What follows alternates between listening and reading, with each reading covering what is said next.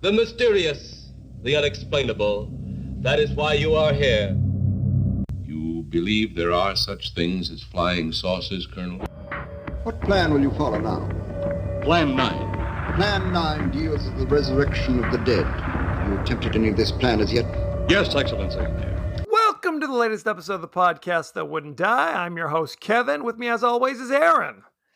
Dude, you don't even know. Last weekend, I was off in the desert, and I thought for sure hill people were going to take me.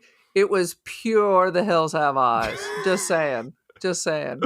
It is pretty standard. Anytime you go out to Palm Springs area, it's definitely going to be kind of a hills have eyesy kind of situation. People don't know Palm Springs area is a very nice term for where I was. Unincorporated wasteland. Unincorporated post-apocalyptic wasteland. Oh, no question. Just saying. Very sad situation. This week, we'll be discussing the horror classic Plan 9 from Outer Space, starring Bela Lugosi, kind of, Vampira, Tor Johnson, other people you may be familiar with. Good grief. Directed by Edward D. Wood Jr. It's a classicon. It's a classic. The only thing that makes this movie better is if you actually watch the Tim Burton movie first, right, and make it a double feature. A double whack pack. A double whack pack. Nothing could be finer. Because for sure the movie, Ed Wood is fucking amazing. Ed Wood is dynamite. Ed Wood is dynamite. Now, I will be truthful with you. Have you ever seen Glenn or Glenda? No, but I own it. It is boring AF. It is the most boring movie in the world. I should pass these on. I have this whole, after we saw Ed Wood, I went out on the Amazon, as one does, and bought this whole CD or DVD collection of the greatest hits of Ed Wood. I should bring them in from my baking garage and pass those along. Now, the one I have never seen, I don't know if you've seen this one, Bride of the Monster, which was the follow-up of Glenn or Glenda. You're making me want to go into my garage right now and go find my DVDs. I think at one time I've seen all of these. Bride of the Monster, it was Bela Lugosi's last speaking role. So there you go. Oh, yeah. So there you go.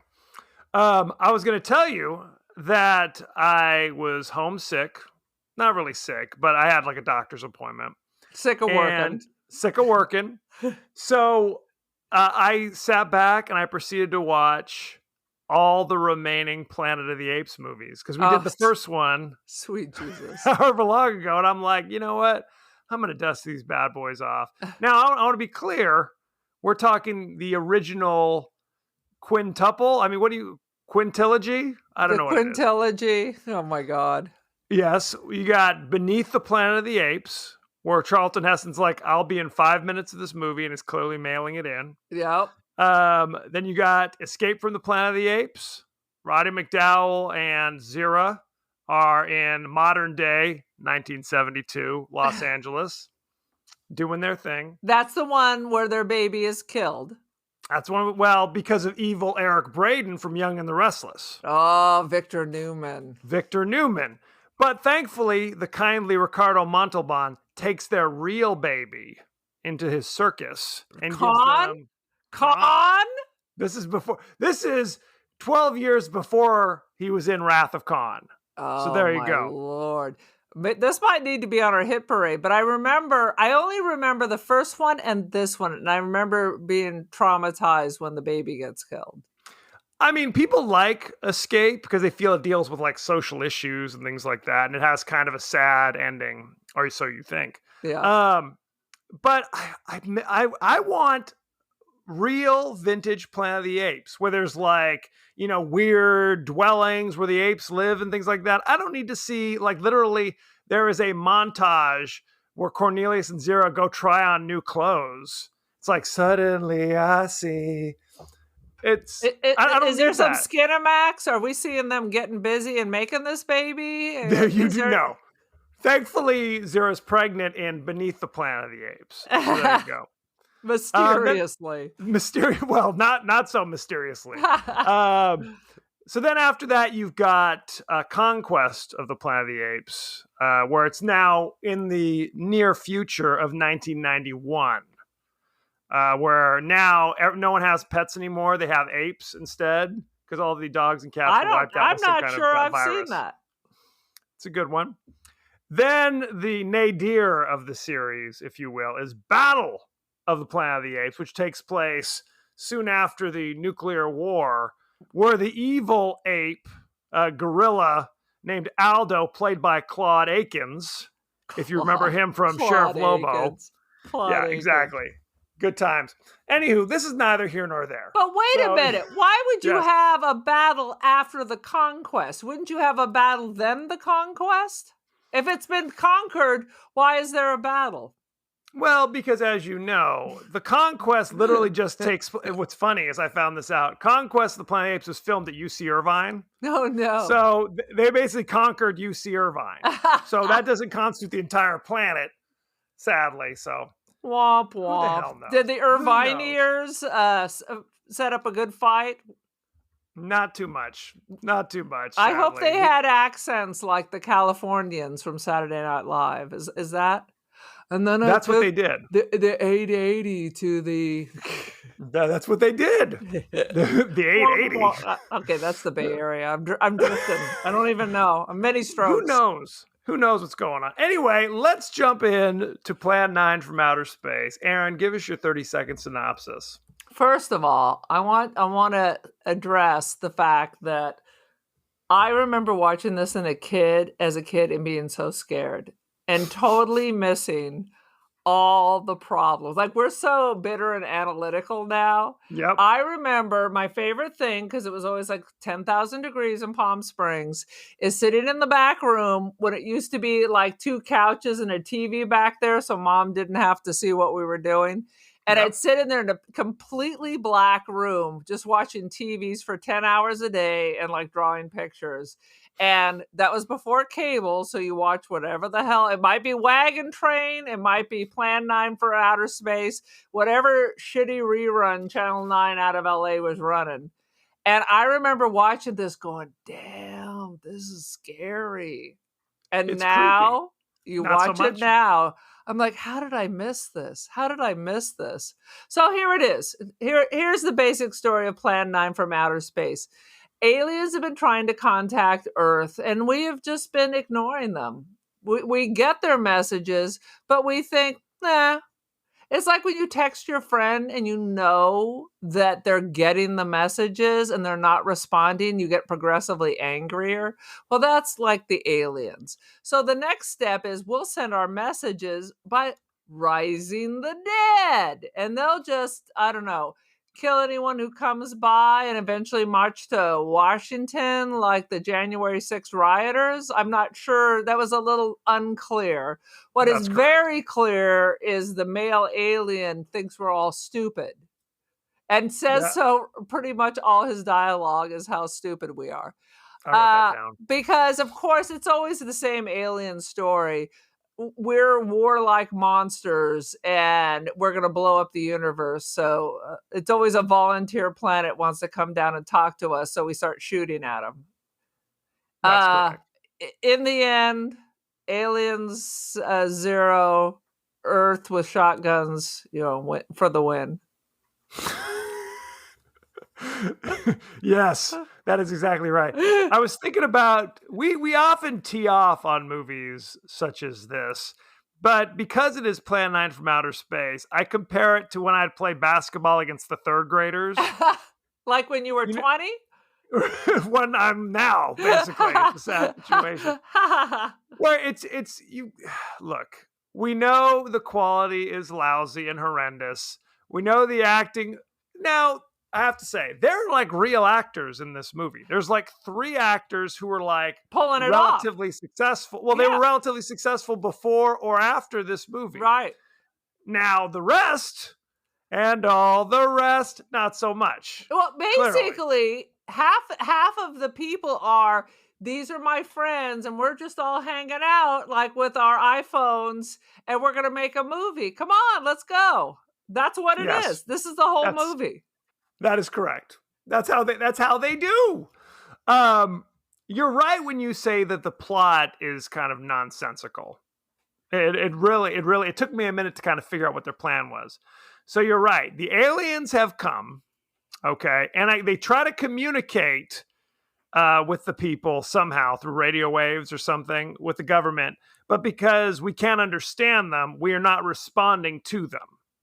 But eventually, the United States invents some kind of device, a language computer that allows them to translate what their messages are, but then they still decide not to respond. Right, because the aliens tell us we're sending you this message because we know you have this equipment, and it's Right. like the giant old reel-to-reel, like Reel-to-reel. like you're at Hugh Hefner's house for late night, and basically Exactly like that. it's just it plays it, and they're like, nah. That's right. Well, literally, it ends with, "This is your last warning. We will have to," and it cuts off. You don't. It's like your kid. You don't know me. Why are you talking to me? You're not my daddy. You're not my daddy. And there's a scene towards the beginning of the movie where there's like 3 saucers that come down that look like hubcaps tied to strings, wobbling around. If you were like That's driving the one of these, best. if you were piloting one of these saucers, you'd be tossing your cookies in a vomit bag because it was so wobbly. You'd be like, "Damn!" I mean, were they drinking? Is that what the issue was? It's with the aliens? it's the Blair Witch of flying saucers. It absolutely was. So at this point, the United States just starts shooting them, but with like rockets and missiles and boom, boom, boom. Like the government they say we're trying to keep this under wraps, yet we're in full blown warfare as the flying saucers are buzzing the NBC headquarters in Los Angeles and the CBS headquarters. I think the word is out at this point. But everybody's not like, so much. nah. Nobody talk about it. Okay, but I'm going to tell my wife. Basically. But the whole earth is like, nah. Yeah. Well, and there's the whole subplot of the pilot who lives right next door to the graveyard. Not prime real estate, I'd have to say. I'm not living right next to where they're literally like looking over my window. Oh yeah, there's some tombstones right out there. Oh, good time. Dude, I was at this estate sale and the house was also for sale. And I was walking in the backyard. I looked right over the wall, and what do I see? The neighbors are quiet. Oh no! Uh-huh. I'm not doing that. So then No. there's this other subplot where at the beginning of the movie, there's the old man whose wife has died suddenly. And then it cuts to Vampira, who seemingly does nothing but wander around aimlessly. Like a stick is up her ass. Like, Right. She's like watching people because I guess she's now undead at this stage of the game. Right. She's come back from the grave. We never see her not undead. That's correct. Because she is Vampira. She shows up on set as Vampira. She leaves at the end of the day as Vampira. She's hanging out at the graveyard. I mean, I think we see her attack one person once, and the rest of the time she's just hanging out. And you never branches. You never actually see them actually attacking everyone. I think Tor, when he becomes like a zombie, just kind of smacks one person. But they talk about how they're ripped to shred. You don't see. Well, okay, we got to talk about that. So there's the scene where Bela Lugosi's still alive, and he's like, oh, and thankfully there's a helpful voiceover that goes on like at certain scenes, a voiceover kicks in. By the way, here's what's happening. So Bela Lugosi's wife has died. He's very sad. He leaves. Then there's 2 like country bumpkins who are like, oh, okay, I guess we're gonna fill up the grave now with our shovels. But do a half-ass. Am I right or am I wrong? They're supposed to be filling in the grave, yet it looks like they're digging the hole. I don't know if you noticed that. Yes, right. It's either filling it or emptying it. Either way, not doing a particularly good job of it.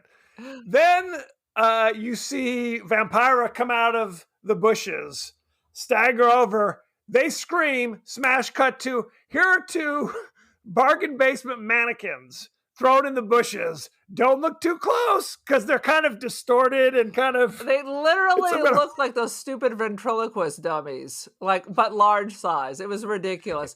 And quite frankly, they never explain how are these people getting out of these concrete crypts. Well, that's a whole nother question. So Bela Lugosi's wife is buried in the ground. And then when Bela Lugosi dies later, he's old, I guess, they put him in a crypt. They're like, oh, because of religious reasons, he'll be buried in the crypt. His wife will be buried in a grave 100 feet. She was a dirty whore, so she can't be buried in consecrated ground. Is that what we're supposed to think? I mean, what is happening? Well, look at the outfit they put her in for her funeral. Sweet baby Jesus. And I like that they put Bella in a cape to bury him. Well, he was wearing his Dracula costume. Maybe that's all. He's at the funeral. That's what he would wear to go to Ralph's to get his milk and orange juice. Absolutely. So, smash cut to Bela Lugosi's funeral. He just died of natural causes, as we said. The crypt door opens up, and I swear to God, 30 people comes out of the damn crypt. It was a damn clown car. And it's like 4 feet. The door is like 4 feet tall. It's like a Palm Springs High School theater production. Except it was. It's like the size of, like, if you got a refrigerator in a box. It's about that size, except 900 people start spilling out. They did. It was bloody ridiculous. And those people are short because it's like the early 50s. Everybody's teeny tiny, and the door is so short that all these people from the 50s are probably crawling on their hands and knees to get out of it. We have to talk about this. So you're saying in the span of 70 years, people have become gone from essentially hobbits to the normal size we have now. Is that evolution? I don't know what that means. That is the evolution of the master race of America. I'll throw something else down at you. When I was in junior high, there were dudes with mustaches that were 6 feet tall. I say also people look younger now. Now you see junior high kids, they look like they're, they look like babies. Well, okay, this is a totally separate issue. But when you're a kid and you see somebody, if you're 10, you see somebody who's 15, that guy looks like he's 25. I'm talking about when I was in junior high. I could show you pictures of my yearbook. People had mustaches and beards. Oh, I remember. I remember people with mustaches at a very young age. Now, if I saw them today, I'd say, like, there's a very young person with a mustache. I would be like, dude, is that Tom Selleck? You're wrong. There's something in like reverse hormones or something. I'm going to bust out my Raymond Cree thing and you're going to see someone. I'm like, is that a teacher? No, he's in 7th grade. Maybe he was retained a few years. I mean, every now and then there's a wild card. Like I was doing my student teaching a junior, not a junior class, but a sophomore class, history class. This dude rolls in. I thought he was a teacher, full beard, full mustache, wearing a corduroy jacket with patches. Shut your mouth. He was 16 years. No. Full beard. You are out of your Mandy damn mind. motherfucking Patinkin rolling into sophomore world history. It was Burl Ives, is what you're saying. Interesting. Okay. What were we even talking about? Anyway. People being short in the 50s. Yes, I understand. So they would clearly cut between scenes of, here's a scene of a real graveyard that we've taken a picture of. Smash cut to, here's a crappy set that we whipped together. Basically, there were scenes where the funeral looked like, by the way, that it was like in the bushes, like it's some old abandoned cemetery. Maybe choose a different one for your wife's final resting place. Who's to say? They weren't big on irrigation. No, and this is the most fascinating thing that I never picked up. Real cemetery, broad daylight. Yes. 1 second later, it's the haunted cemetery, pitch black, back and forth between full daylight and pitch black with fog. Yes. Whenever they filmed outside, it was clearly daylight. Like, they didn't have lighting, evidently, that they could do it. Cars driving, it's like when they pull up in the darkness on the set, pitch black. When they're driving to the set, broad daylight.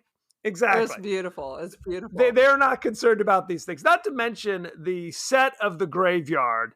There were like, I swear to God, 50 different headstones just like crushed together. So when they're walking on set, they're constantly tiptoeing around things, trying not to knock over the 4,000 headstones. It's literally when you were like trying to decorate your front yard for Halloween.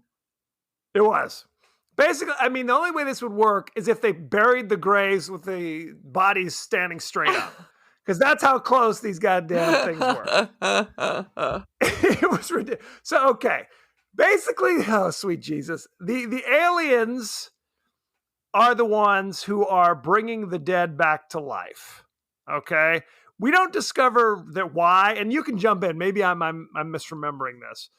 Like 45 minutes into the movie, they say, because the people have been ignoring us, our plan is to raise the dead and have them march on the capitals so that they will no longer be able to ignore us. Right. Us being the aliens. They're stimulating the pineal gland. They did not talk about the pineal glands.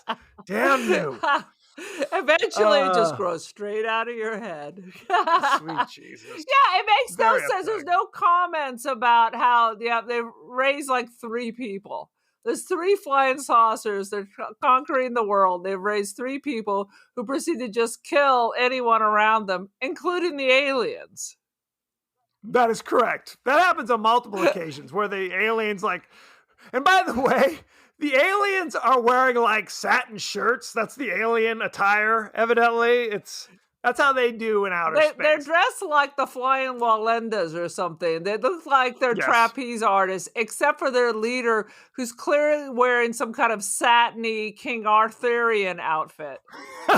He has a medieval kind of sash that has a battle axe on it. I don't know if that's traditional for outer space. That's how they do it. It was literally Who dig knows? through this rack at Goodwill, look for some costumes. Perfect.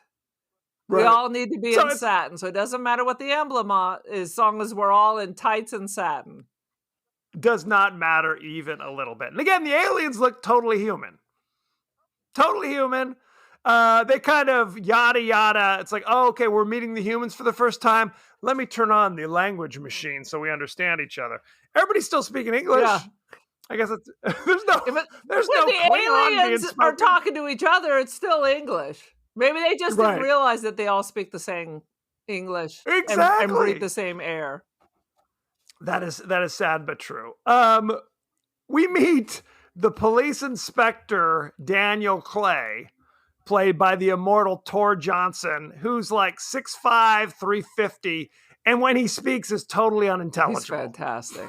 He's fantastic. You go do this. We were like, what? He needed a language machine, for God's sakes. I couldn't understand a damn word he was saying. I'm just going to say something you're going to find highly offensive, but when he becomes Zombie Tor, he looks a little bit like Grandpa Bud. No, he Like when doesn't. Grandpa that is at his awful. heavy time, he looked a little bit. He gave me a little bit of Grandpa Bud vibe. Not that That's Grandpa cool. was a zombie or spoke like Hulk Smash, but he kind Right. of looked like him when he was heavy Grandpa. Well, hopefully no one in our family is listening to this episode. I Thank you think very we've much. learned that no one from our family is listening.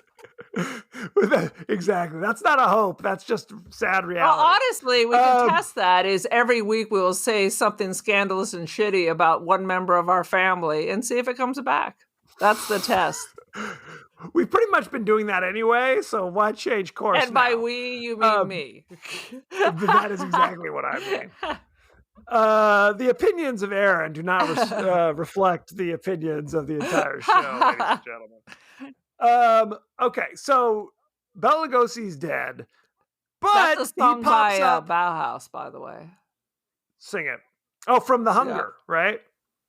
How does it I go? don't remember. Bela Lugosi's Oh, good dead. Lord. Grrr. Grr. I'll You know in remember May those. when I go see Bauhaus. those immortal lyrics. Anywho, so Bela Lugosi, the actor, is also dead. So they had to use a crazy stand-in who's got his cape raised up to his face the entire time. So it could have been anybody.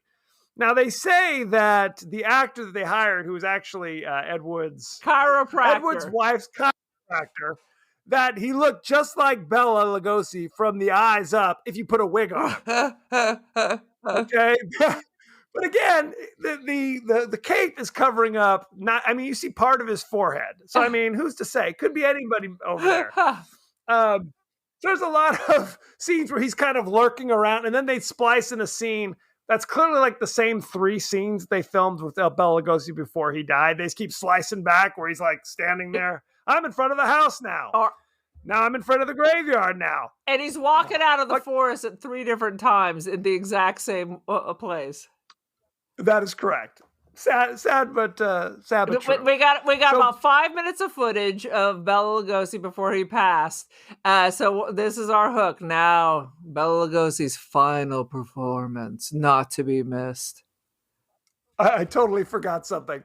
I said that Bela Lugosi's character died of old age. That was a broken heart. Not true. That's not true either. He got hit by a car. So he got hit by a car.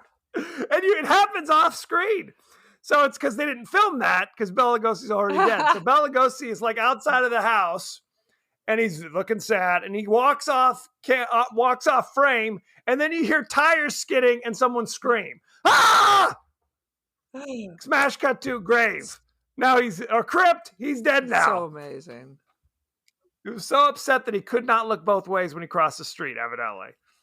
Honestly, I mean, Ed Wood has such similarities to the dude from The Room. Tommy Wiseau. Oh my God, there's such crossover beauty there. Well, the difference is Tommy Wiseau was independently wealthy. That helped. So that helped. So basically, they could do whatever they want. Now, the issue was his acting and his ability to write. Those are two big issues with The Room. Or speak. You're tearing me apart, Lisa. Oh my God, that's the best. He's stuff. Clearly the son of an oligarch or something, right? Isn't that what we understand? Well, if we're talking about Tommy Wiseau, He claims to be French by way of like Louisiana. Yeah, bunch of bullshit. So like when people first met him, he was like, hey, I'm Cajun. They're like, what?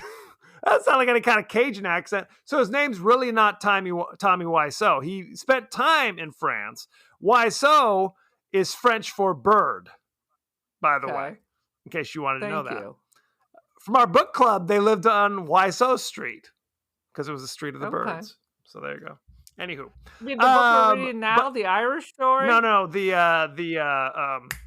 Casablanca book, whatever that was.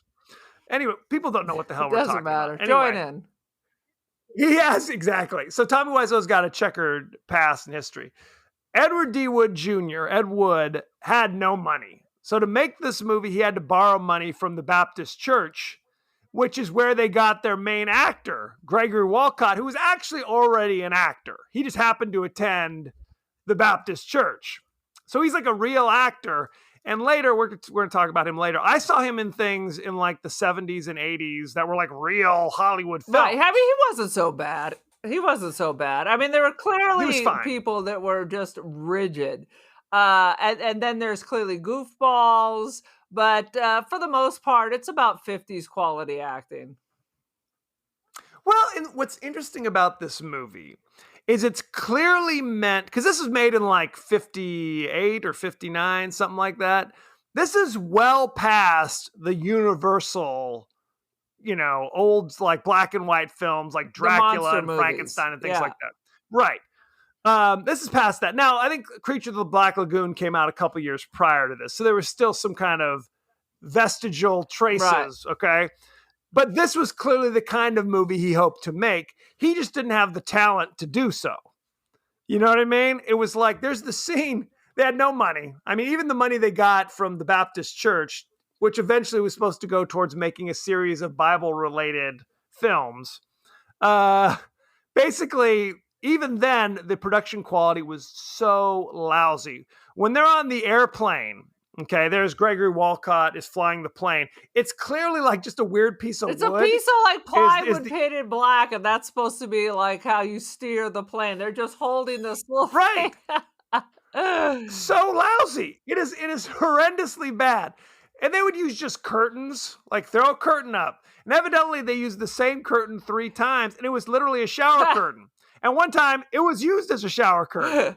So It's an American Horror Story. So Daniel Clay, the inspector. Honestly, is- all the money had Go to ahead. have gone just to the film and the processing. Because I'm sure. they're paying these people like nothing. I'm sure there's promises like when it strikes big, and clearly there's no money in the set, so it has to have just gone to the film and equipment rental. That's it. Well, and that's also why it's kind of a one take kind of situation. It's like good, bad, or indifferent. We're moving on.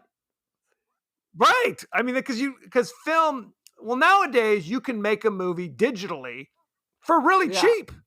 When I was in college, though, 20 or so years ago, I had friends who were in the film departments at their colleges, and it was expensive. Film is expensive. Like they would literally make films, like really cheap films, would go and buy like the ends of films and like kind of splice them together and try to turn that into enough film to finish their movies. Like basically the junk left over. So it's expensive. And then you're right. Then you have to have it developed and all that stuff. So it's a whole thing. Now you can do it all. Like literally we could film a movie and do it all on our home computers for not much money. I can shoot it on my iPhone and edit it on my iPhone now. Absolutely. There were movies that were up for consideration for the Academy Awards not long ago that were filmed entirely on iPhones. So there you go. So there you go. We learned some stuff up in here. It's an educational podcast you've got here. Absolutely. Thank you, Professor Kevin. There was one tombstone that I saw where it said Paula and Russell. One tombstone about a foot wide. Did they put both bodies in the same coffin, or how's it? Are we trying to save some money on it? Maybe it's a Glenn or Glenda situation. Depends on how they were identifying that day. I don't know. That is entirely possible as well. So Clay goes in there to investigate, and he goes off by himself, of course, and gets surrounded by Vampira on one side, who has long, crazy red fingernails. Because I watched the colorized version. Did you watch the colorized version? I was debating. I was like, should I watch the colorized one? Because it was free. Both are free on Tubi. I was like, I went with the classic. See, that's probably a good move. I only saw it on the Roku channel. And they only offered it in colorized version, which is not done very effectively or professionally. So she's coming at him from one side. There's fake Bela Lugosi with his cape up coming at him from the other side. There's multiple scenes where the police just try to shoot the zombies, or the ghouls as they're called, to no avail. Like it does absolutely nothing. And they keep just shooting. This isn't working. I guess I'll just stand here and let them slowly come and kill me. Yeah. Because there is no other option. Even though they move slow as hell, they managed to overpower them. Because they can't walk away. It isn't until later in the movie, one of the cops is like, I'm going to hit the old zombie on the back of the head with this stick that I found. And if it doesn't work, I'll just run. Because I was faster than Inspector Clay when he was alive. So hopefully this works. That guy was the best. Good times. Hopefully it all works out. I went to church. Yay. Basically. So now Clay is the zombie. So now there's 3 ghouls staggering around who just pop up from time to time, chase people around. I don't think anybody else gets killed by a ghoul from this point on. No, it's just this little circle of friends. Well, they keep coming back. The policeman gets knocked down by ghoul Clay now. And then the girl who was like in the car, Clay's like coming to get her, opens up. You can't lock the doors. You got to try to help yourself, lady. You got to try at least like say no, lock the door, kick someone. I mean, go out the other door. Fainting ladies, that doesn't work. Go out the other door. Yes. Take off your heels. Run. Do something. I mean, she was running. At one point, the Bela Lugosi came into her apartment. I don't know why. Do we know why Bela Lugosi was like, I'm going into this apartment now and chasing you around? And she runs her house is next to the graveyard. So he was just going door to door. And a flight path, it was a bizarre apparently. Apparently they don't pay the pilots so much anymore. They do not. It's a sad I situation. mean, is the glue factory on the other side of the house? The rendering plant? What's next? That is correct. The abattoir, the slaughterhouse is right. Exactly. It's right next door to Motel Hell while we're at it. So good times. They might want to move, is all I'm trying to say. Later, there's the space saucer, which has the two aliens in it, but they keep like appearing and talking to the ruler, Right. who's sitting in his office. Where's the aliens' planet that they can just attack the Earth and then zip right back to their home planet to talk to the ruler? No, it wasn't on their home planet. The ruler was on that little the other ship, like the mothership. Like the Death Star. Yes. Okay. Now it's all starting to come together. And this is when we start to figure out what the hell the aliens are doing there in the first place. I have it written down. I finally saw it. Their whole point of raising the dead is to get us to accept their existence. That is correct. Because we keep ignoring them, and now they're angry. Stop ignoring me! That is correct. Because they're here to help us, is really what it is. They're here to help themselves, let's be clear. That's true as well. Basically, because humans, they talk about this progression, how first humans invented the firecracker. Next, it was the hand grenade. Really? That was next? That's the order. That's the progression? Firecracker to hand grenade, and then eventually to the hydrogen bomb. And they're this close to discovering the solaration bomb or something along those lines. I didn't even write it out. They're going to blow up the sunlight particles or something.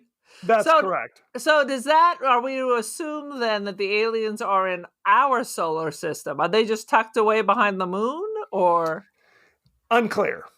Well, there's a lot of things that may be considered unclear. That's true. So the issue is, if humans figure out how to build the solaration bomb. Is that like the Rosicrucian? It's the Rosicrucians. It will detonate the sunlight particles, all the particles, including the particles that lead to the sun, detonate that sun, and then any place where the light from the sun goes to will also become engulfed and get detonated as well. So theoretically, any place, because you look up in the sky, you see stars from, far, far away. In this scenario, light years away. So theoretically, in this scenario, anything where there's a spot of light hitting you, you're getting detonated. And let me just tell you, people, that this explanation that Kevin has given is not given in the story. It is given in the story. He's interpreting this. And That's not true. It's a much clearer explanation than the one they throw out at us. Well, that is true. That is true. But they do. I'm not inferring this from gestures or glances or something. They do mention this at some point. You got all that from a side eye. It was from a side eye. So they're basically like, we've got to get you to pay attention to us so that you will realize that you cannot do this. And if that doesn't work, then we will destroy your planet through zombie attacks, I guess, is the plan. I guess that's the plan. But later in the movie, they're like, oh, damn, this small group of humans have discovered that there are zombies running around the cemetery. So we have to kill those humans so they can't tell anybody. What? I thought you wanted people to know. Why are we? They're a little confused about this. I mean, basically, this is kind of a ripoff of Day the Earth Stood Still without fine actors or a love story. Zombies. There is a love story between the pilot and his lady love who keeps following. They were already together. They didn't find each other. They renewed their vows, as far as you know. Something. Who's to say? Who's to say? So there's a party going on between the pilot, his wife, the police lieutenant, and the army colonel, who are all there chit-chatting. How's it going? While there's a cop on the curb guarding the place, I guess, who, again, this guy gets snuck up on by zombies 20 times over the course of the movie and never dies. He gets knocked in the head a couple times. Tor Johnson kind of gives him the double arm bear slap and drops him down. He's fine. Don't ask any questions. Vampira looks at you sideways and suddenly your guts have exploded. But this little dude who is fantastic is assaulted by everyone and bounces back. He's fine. He's fine. Don't ask any questions. So to show that the aliens mean business, they bring in crazy Bela Lugosi. He walks into the cocktail party. And again, the first cop tries to shoot. Blam, blam, blam. Oh, it's not doing anything. Should I retreat? No, thanks. Blam, I'm out. And then the other cop pulls out his gun and starts shooting. I mean, did he shoot the other cop as well? He's been very willy-nilly. He's just unloading his gun. Blam, blam, blam. Still doesn't do anything. But the aliens are like, we're going to freak them out because we're going to use our special alien space ray that turns him into a skeleton except for his cape. Evidently. The cape is ray-proof. But all the other clothes disappear. Every ounce of flesh or bones. We don't know for a fact. He could have been just free balling behind this cape the whole time. So he's like a flasher. He doesn't like to be constrained. He was a flasher by day, is what you're saying. There's a scene that I always like to talk about. I don't know why. From Revenge of the Nerds, where the nerds go to the cops to complain about the jocks wrecking their frat house. And they're like, yeah, there's not much we can do about it. It's a crazy world. And they go, see that guy over there? And they cut to, there's this guy wearing like a trench coat sitting on the bench, kind of huddled up, all embarrassed. They're like, yeah, he's guilty of mopery. No, what's mopery? It's exposing yourself to a blind person. And they all like stop and go like, what the? Somebody wrote that scene. Somebody stopped and filmed that scene. All the actors agreed to perform that scene. So bizarre. Mopery. Look it up. So, anywho, back to business.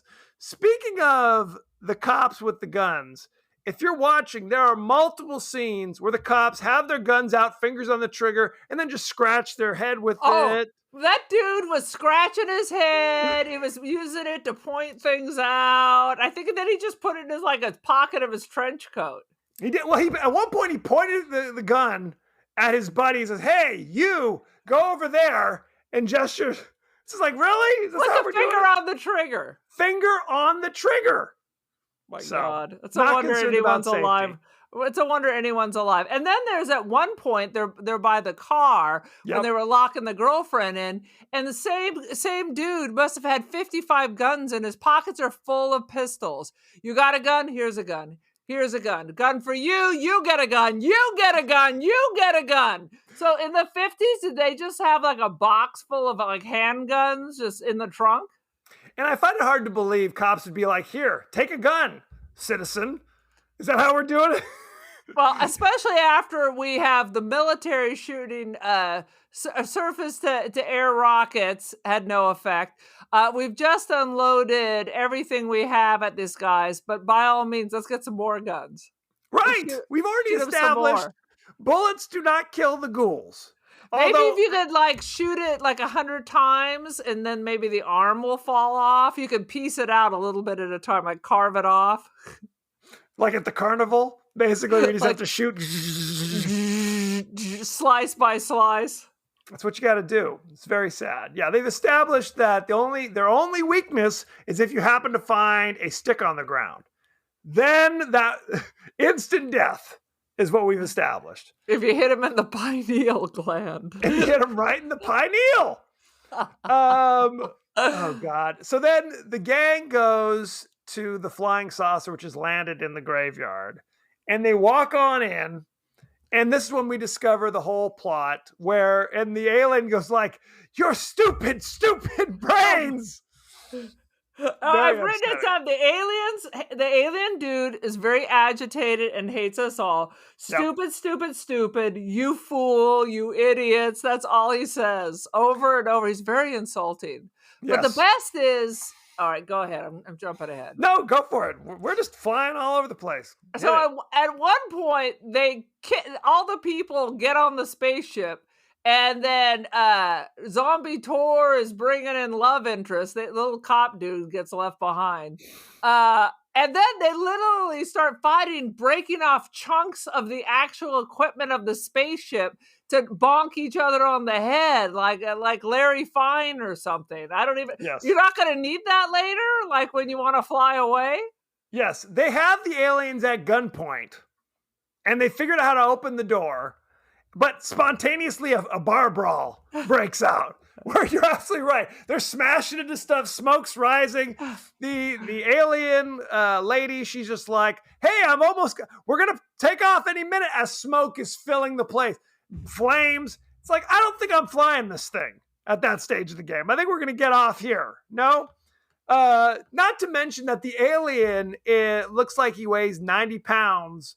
Soaking wet, and it's clearly played by like Charles Nelson Riley or somebody. And Gregory Walcott is like 6'5", 220, and yet it's a fair fight. They're like, well, he's an alien. Maybe I don't know. Who knows what the deal is? Well, he has a lot of anger inside of him, so sometimes that carry you over. You know what? It's like the Chihuahua, man. They don't back down. It's not the size of the dog in the fight. It's the size of the fight in the dog. There you go. That's what you got to prove and your level of agitation. That's exactly right. Well, at one point he's like, "Your ancient juvenile minds." Ancient juvenile minds. What in the hell does that even mean? It's fantastic. Are we young or are we old? I can't figure it out. The dialogue is amazing. It we should have, if we were alive in the late 50s as adults, we could have been filmmakers. Yes. Oh, easily. Well, if this guy could be a filmmaker, anybody could, clearly. There you go. You just have to be likable, and people will give you at least enough money to make this piece of shit that we still talk about years later. Years later. So all the humans get off the saucer. Saucer lifts up, clearly on fire. The whole thing is on fire, and then just explodes. So the aliens who were here to help us from blowing up the universe, their plan is foiled, evidently. Is there a post-credit scene where the universe is destroyed? And who's in the other two saucers? And you still have the home planet. Well, how come they're not just doubling down now? Well, that's the thing. The ruler basically said, you've messed this up, Eros, for too much, that I'm taking away 2 of your flying saucers. So you have to figure it all out with the one saucer, or the deal's off. We're packing up and going home because this mission is really not that important after all. We're going with Plan 10. Plan 10 from outer space. Exactly. Clearly not that important. So spaceship blows up. They see, here's Tor Johnson. He's now turned to skeleton now. Oh, whatever happened to the vampire ghoul woman? Oh, I don't know. She's probably dead around here somewhere. The end. There's no resolution about Vampira at all. We see her in 3 scenes kind of hiding in the bushes. And then, really? No, she doesn't get any kind of denouement? Nothing? She promised to be there for exactly 6 hours, and that's what you got. That's exactly right. She was like, I'm going to show up wearing my Vampira outfit. Because you got to remember, Vampira, not an actress. She was the host. She's like Elvira. Yeah, she sued Elvira. She did sue Elvira. Basically what happened is, now Vampira is very important because she was the first kind of late night horror movie host that was on TV. She was the first. She originated all that stuff. But her whole look, she admitted, was taken from Morticia Addams. Whoa, wait a minute. Whoa. Like, okay, but Morticia Addams from the cartoons, right? From the New Yorker cartoons by Charles Adams. That's correct. Love those. Not from the late '60s show with John Astin. Yeah, because I was like, wait a minute, that's a different time. Yes. So she took the look from Morticia, but she made it. She created the character. Now, in Cassandra Peterson, Elvira's defense, her characterization is totally different than Vampira's. Cassandra Peterson played it as like a Valley Girl type. Oh my God. She was she was a not miss. I mean, you would set your VCR because Cassandra Peterson as Elvira was so freaking funny. She's just so deadpan with her. She'd stop the movie in the second, was like, what? Right. She was the best. And I don't Dynamite. understand why she doesn't have a show like Joe Bob. She's popped up from time to time on Amazon Prime, and I thought Shudder was cultivating something for her, like maybe Joe Bob in the spring, Elvira in the fall kind of situation. I don't know. She I heard was something just like that. so funny. And Rockin' Body, because that was all the thing when they released all her Penthouse pictures. She's a redhead. Is that a thing? Do That's I a need thing. to hit Google right now? You might want to Google that because This is a she's got family it. show. She's got it all, and she's a redhead. So it's always so shocking this when you'd see with the red hair versus the Oh, right. the wig. So, any other thoughts and feelings you want to share about Plan 9 from Outer Space? Well, did you notice at the beginning when Chriswell Predicts comes on and he Yes. gives the movie a different name? We're about to watch Grave Robbers from Outer Space. Yes, And then the title credit says Plan 9 from Outer Space. that's correct. Well, and Chriswell's dynamite because he's like, He has these perfect events in the future will have an effect on what happens in the future. It's like, oh, really? Thank you. Thanks for the hair. news. The future affects podcast. the future? I That's know. interesting. Who would have thought? Any other thoughts or feelings, or can we hit behind the scenes? And remember, Criswell was like a psychic and used to give all these predictions. So he did predict that the future will affect the future. Well, to live by. I read about Chriswell, and he basically was a guy who had he sold vitamins, and that was like where he made his money. And then as kind of a joke, he started doing strange and bizarre predictions.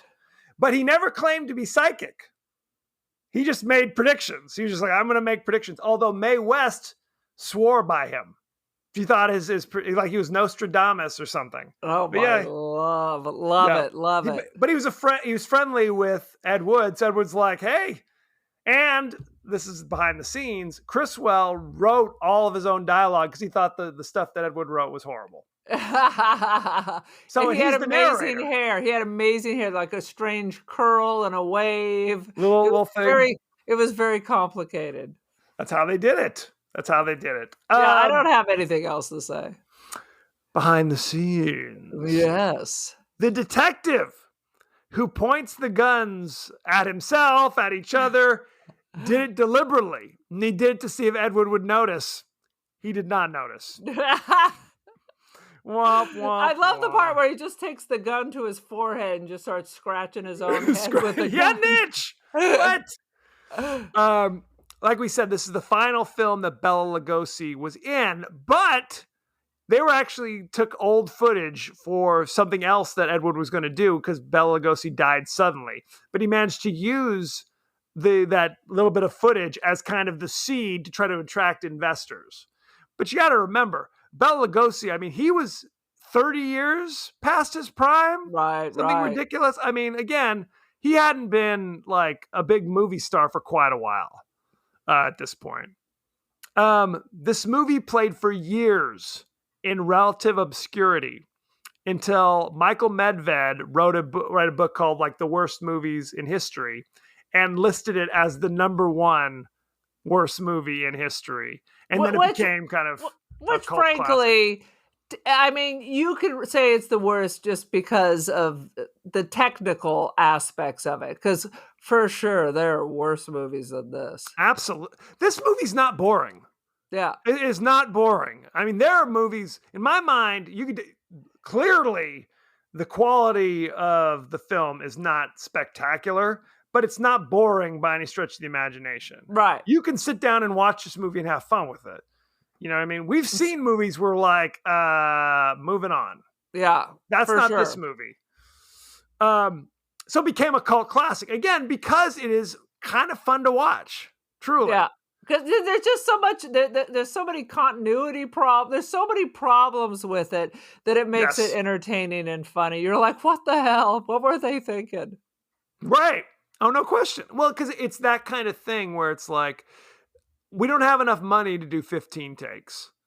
And we clearly don't have an eye for continuity. You know what I mean? We're not worried about the little things. We're idea people. We're Yeah, concerned about the exactly. overall thing. In the Ed but- Wood movie, it's all about the big picture. Nobody cares about the details. It's the big picture. No one's going to notice when the tombstone falls into the coffin for no reason. Yes.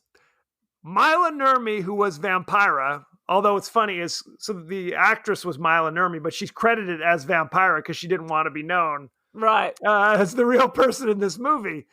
She put on her vampire makeup and costume at home and then ride the bus to the studio. Oh my God. That's how much the market quality. I can't believe she even volunteered to do it. Well, her show had been canceled. Oh, okay.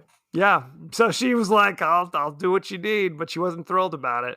I said, funded by the Baptist Church, and several members of the cast had to be baptized by the Baptist Church. Yep.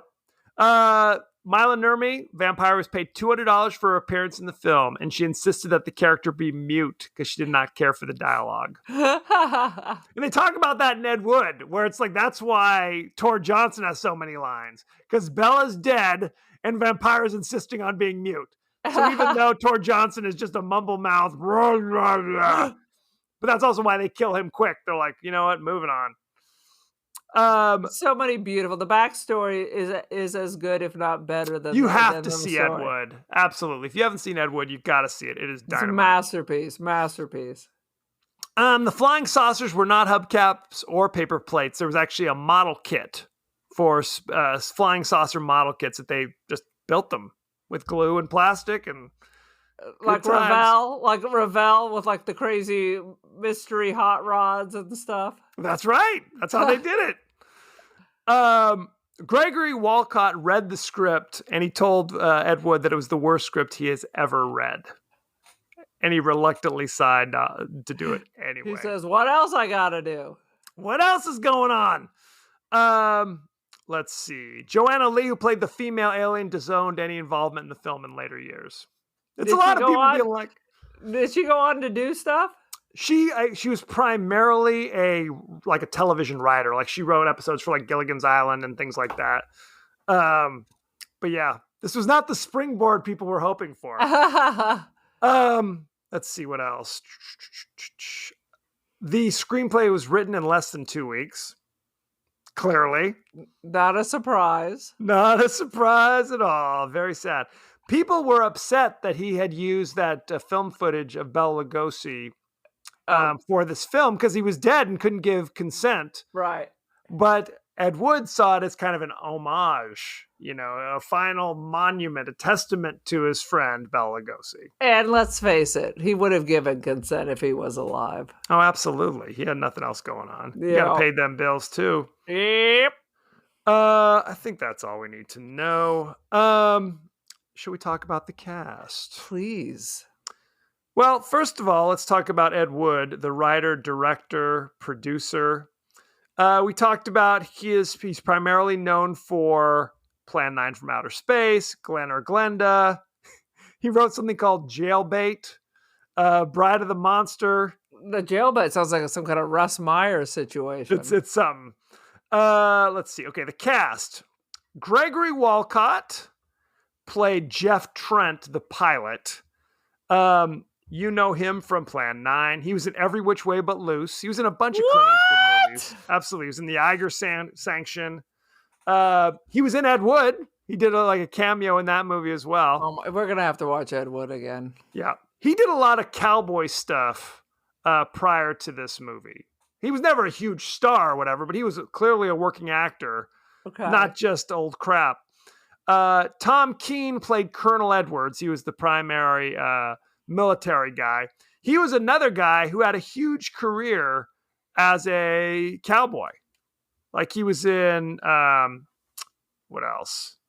Oh, goodness gracious. He was in Hong Kong Nights. He was in The Freighters of Destiny from 1931. I All don't these know guys what the are- hell you're talking Our about. Daily Bread. You know him, don't you? Oh my God. Yeah. And Lyle Talbot was another guy who was very successful. He played General Roberts. He's in one scene. He was in Ozzie and Harriet as Joe Randolph, the neighbor. He was, what You else? think I watched a single episode of Ozzie and Harriet? Lyle Talbot famously said that he never said no to any script, which is why he's in this. More recently, in the 80s, he was in Amazon Women on the Moon. If you ever saw that movie, that was I did not. Got to check that out. Tor Johnson. Now, he was a wrestler. He was a professional wrestler, and then he started getting parts from Ed Wood. He was in Plan 9 from Outer Space, Bride of the Monster, Night of the Ghouls, The Unearthly. In 3 of these movies, he played the same character, Lobo.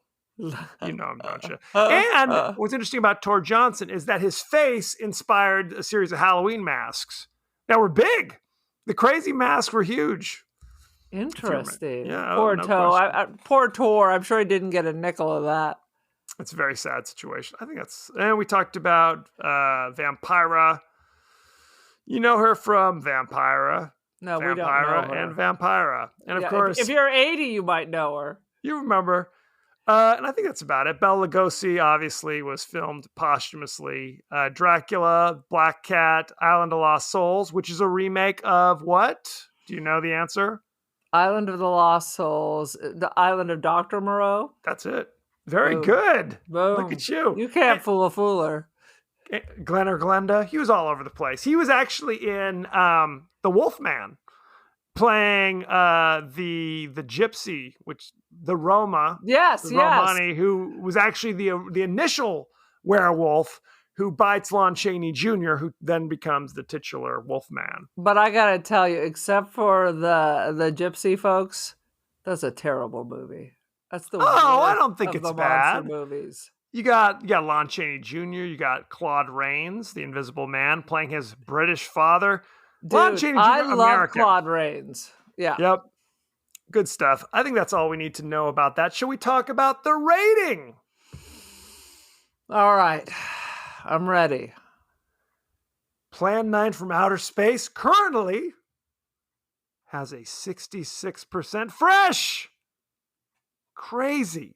Audience only gave it 45%. Who is this audience? What did Very Rex upsetting. Reed have to say about it? Rex Reed sadly did not review this, but there are some top critics who wanted to discuss their thoughts and feelings because it's not a well-made movie. We cannot stress that enough. That's why it's funny. But it is fairly entertaining. Okay, there are 4 top critics. I'm not familiar with any of them. Let's see. Wood lacked both the dramatic sense to unfold the speculations in action and the technique as well as the money to embody in any plausible way his spectacular fancies, but their crude approximations vibrate with his stifled exaltation. What Sweet the Jesus. hell? I don't even know what that means. That's Richard Brody from The New Yorker. So that explains that. Can Richard Brody explain to me? I'm going to give a review of that review, and that is what? James Berardinelli from Real Views gave it Oh my 1 God, out of we 4. can't even get through the reviewer's name. It's so complicated. I've become Tor Johnson at this stage of the game. I have seen high school productions with better and more professional acting. It does have a high school, not like a good high school, No. but maybe the freshman theater club quality. There you go. Not Palm Springs High is what you're saying. Very Well, that really depends from year to year. Who's to say? Aaron, what is your rating of Plan 9 from Outer Space? I am, because, and honestly, this is because of the movie Ed Wood has pushed me over the edge. I'm giving it the unheard of 4 out of 5 Tor Johnson hugs. 4 out of 5. It's historically don't mix. There's so much to talk about. I would give it, I'm going to say 2.5 out of 5. I don't know. We didn't even talk, by the way, we didn't even talk about the fact that at one point the flying saucer flies low over the graveyard and everyone just goes flopping on the floor for no reason. I'm going to give it buzzing by. Right. 2.5 out of 5 graveyard flops. Let's just caused by crazy flying saucers. It's kind of like The Wave, except you then just throw your whole body onto the ground at a graveyard. That's basically what it is. I mean, I don't know if they're having seizures or what is going on. It's the strobe. It's the strobe. It is. It's epilepsy. So there you have it. Thank you very much. Go to our page on Twitter at TPodcastTWDie. Go to our page on Facebook at The Podcast That Wouldn't Die. Aaron, are we still on Instagram? What's going on? Indeed, we are on the gram, and we are The Podcast That Wouldn't Die. Good times. You can email us at thepodcastthatwouldn'tdie at gmail. We are on Apple Podcasts, Spotify, everywhere the finer podcasts are available. So don't forget to like, rate, share, review, and spread the word, won't you? Aaron, won't you? Social media? I am on the social media. I am on the gram also. I am the Cult of Aaron. Won't you join the cult? I am Don't Feed the Pigeon. There's a lot of underscores and things. I'm on Artsy. I am on First Dibs. I'm on the Twitsker. I've recently downloaded TikTok. But don't hold your breath for any of that. Don't hold your breath. With all of our filmmaking talent, you're going to have to wait on that a little bit longer. Very sad. We have some old bullshit videos on YouTube, B Movie Club. You can check that out. Hours of fun for the whole family. Next week, we'll be discussing the horror classic, Chud. What is the Secret of Chud? Starring Daniel Stern and John Hurd. John Goodman's in a little part of it with Jay Thomas. It's an all-star cast. What can I tell you? It is an all-star cast. You can see Chud today for free on Amazon Prime Video. Whoa. On Hoopla, Arrow Video, Plex. You know them, don't you? Arrow Video? What the hell is that? Who knows? It is available for your viewing pleasure. So enjoy it. You're welcome. Oh my God. Prime needs to start paying us because 99% of these goddamn movies we have to pay for and watch on Prime. I agree. It's damn you, late, Jeff Prime Bezos. Video. Damn you! Your stupid, stupid minds. So thank you very much and be well. Bye, kids.